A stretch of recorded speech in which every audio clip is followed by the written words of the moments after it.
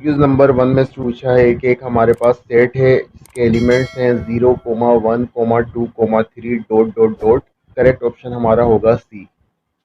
MCQs number 2 में set of all real numbers between 1 and 2 is के 1 और 2 के दरमियान जितने भी रियल नंबर्स आते हैं उनके सेट को आप क्या कहोगे। करेक्ट ऑप्शन हमारा होगा बी। एमसीक्यूज नंबर 3 में square root of 2 is dash number. Rational है, इरेशनल है, इवन है, क्या है ये हमें बताना है। करेक्ट ऑप्शन हमारा है डी। एमसीक्यूज नंबर 4 में six minus one upon x 3 के बराबर है तो x square plus one upon x square किसके बराबर होगा। तो करेक्ट ऑप्शन सी है के। एमसीक्यूज नंबर 5 में six square plus x y z plus 4 is a polynomial of degree. तो करेक्ट ऑप्शन हमारा है बी जो कि है 3। एमसीक्यूज नंबर 6 में y cube plus z cube ये हमारा किसके बराबर होगा। तो इस पर फार्मूला लग रहा है हमारा ए क्यूब प्लस बी क्यूब का। ए की वैल्यू हमारी वाई है और बी की वैल्यू जेड है, तो लिहाजा हमारे पास आ जाएगा answer y plus z y square minus y z plus z square. तो फार्मूले में सिंपल वैल्यूज हमने पुट की है, ए की जगह वाई और बी की जगह जेड, तो हमारे पास ये ऑप्शन आ जाएगा डी। तो डी हमारा ऑप्शन करेक्ट है। MCQ number 7 one and only one dash can pass through the three non collinear points। तो करेक्ट ऑप्शन हमारा यहाँ पर होगा बी यानी प्लेन। MCQ नंबर 8 में supplement of 70 degree is. Correct option हमारा यहाँ पर है डी। MCQ नंबर 9 में से which of the following is not a convex set. Correct option हमारा है सी। सर्कल हमारा कॉन्वेक्स सेट नहीं होता, तो इसलिए करेक्ट ऑप्शन हमारा होगा सी। और एमसीक्यू नंबर 10 में triangle having no sides congruent is called dash triangle. Book option हमारा होगा बी। और एमसीक्यू नंबर 11 में if a transversals intersects two parallel lines the dash angles are congruent. तो करेक्ट ऑप्शन हमारा है डी यानी alternate angles are congruent. और MCQ number 12 में sum of the angles of a triangle is. Correct option हमारा यहाँ पर है बी।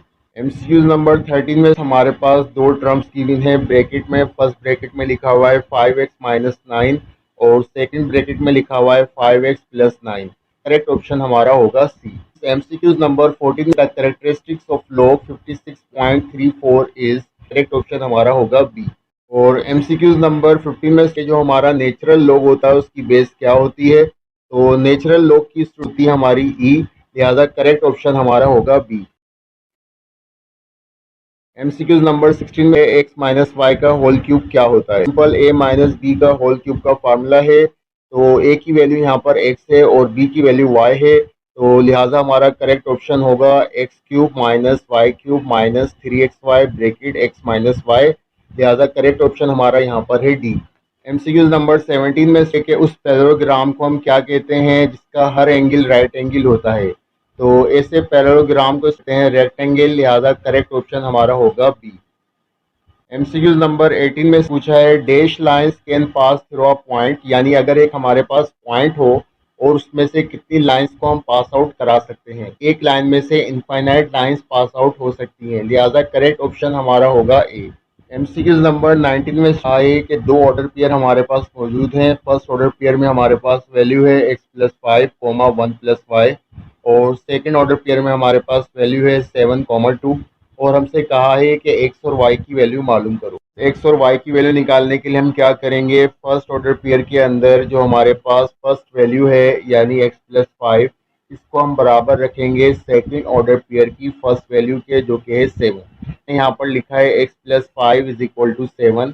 5 मेरा लेफ्ट हैंड साइड पर पॉजिटिव है, अगर मैं इसको लेफ्ट हैंड साइड से राइट हैंड साइड पर लेकर आऊँगा तो 7 में से ये सब्ट्रैक्ट होगा, तो एक्स की वैल्यू मेरे पास आ जाएगी 2। वाई की वैल्यू निकालने के लिए हम क्या करेंगे, जो ऑर्डर पेयर का सेकंड एलिमेंट है इसको हम कंपेयर कराएंगे, इसलिए मैंने लिखा 1 plus y is equal to 2। 1 को मैं लेके जाऊंगा राइट हैंड साइड पर तो वो 2 में से क्या होगा सब्ट्रैक्ट होगा, तो वाई की वैल्यू हमारी हो जाएगी 2 माइनस 1, यानी वाई की वैल्यू हमारे पास आ जाएगी 1। एक्स की वैल्यू हमारे पास आ गई 2 और वाई की वैल्यू आ गई 1। एक्स और वाई की वैल्यूज मौजूद हैं ऑप्शन बी में, लिहाजा करेक्ट ऑप्शन हमारा होगा बी। एमसीक्यू नंबर 20 के एक पॉइंट हमें गिवन है -2, 7 और हमें ये बताना है कि ये कौन से क्वाड्रेंट में आएगा, तो करेक्ट ऑप्शन हमारा होगा बी। एमसीक्यू नंबर 21 में the ordinate of any point on x axis is always dash.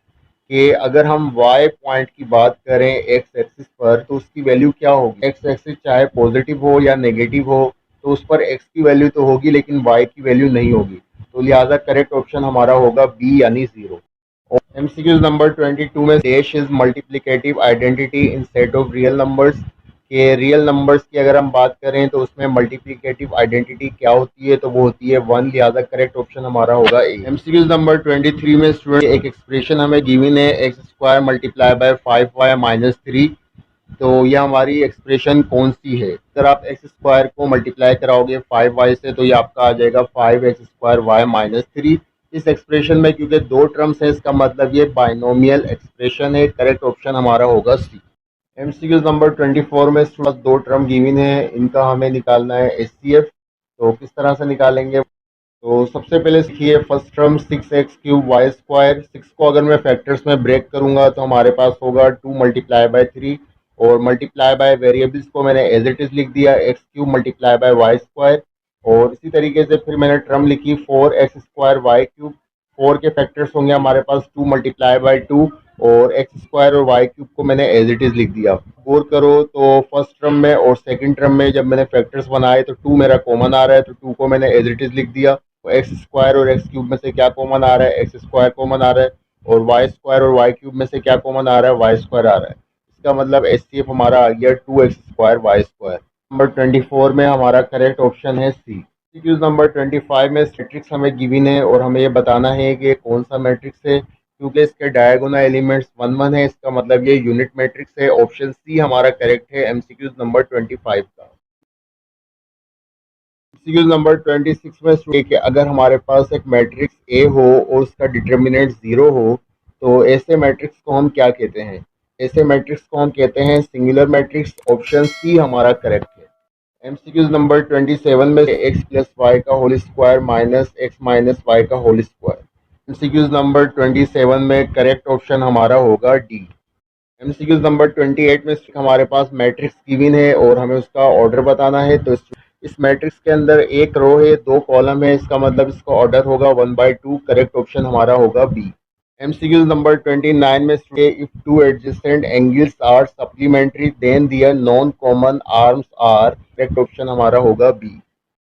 MCQs number 30 में के दो कॉम्प्लीमेंट्री एंगल्स का सम कितने डिग्री के बराबर होता है, तो वो बराबर होता है 90 डिग्री के। तो करेक्ट ऑप्शन हमारा होगा ए।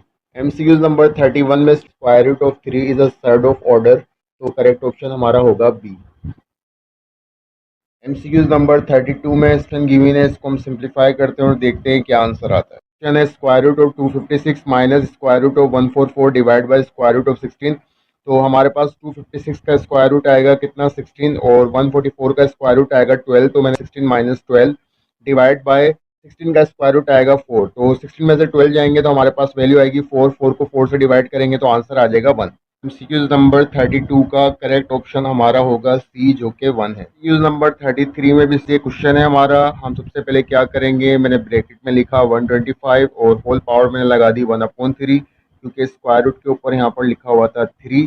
और हमें पता है कि 5 की अगर हम पावर लगाएं 3 यानी 5 को अगर हम 3 टाइम्स मल्टीप्लाई करेंगे इट्स सेल्फ तो हमारे पास वैल्यू आएगी 125। इसलिए मैंने 5 की पावर 3 लिखी और 5 की पावर 3 को मैंने मल्टीप्लाई करा दिया 1/3 से। 3 से 3 कैंसिल हो जाएगा और आंसर हमारे पास आ जाएगा 5।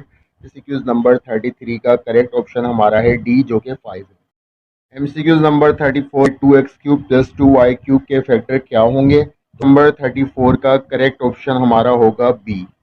एमसीक्यूज नंबर 35 में student base 2x is equal to 6 में हमें x की वैल्यू निकालनी है। हमें गिवन है लॉग फॉर्म में, हम इसको कन्वर्ट करेंगे एक्सपोनेंशियल फॉर्म में। तो लॉग फॉर्म में बेस हमारे पास 2 है, तो सबसे पहले मैंने लिख दिया 2 और 2 की मैंने पावर लगा दी 6 जो कि हमारे पास डिजिट था राइट हैंड साइड पर, और साथ में मैंने x को शिफ्ट कर दिया राइट हैंड साइड पर 64 यानी x की वैल्यू हो जाएगी 64। ऑप्शन होगा बी जो कि है 64।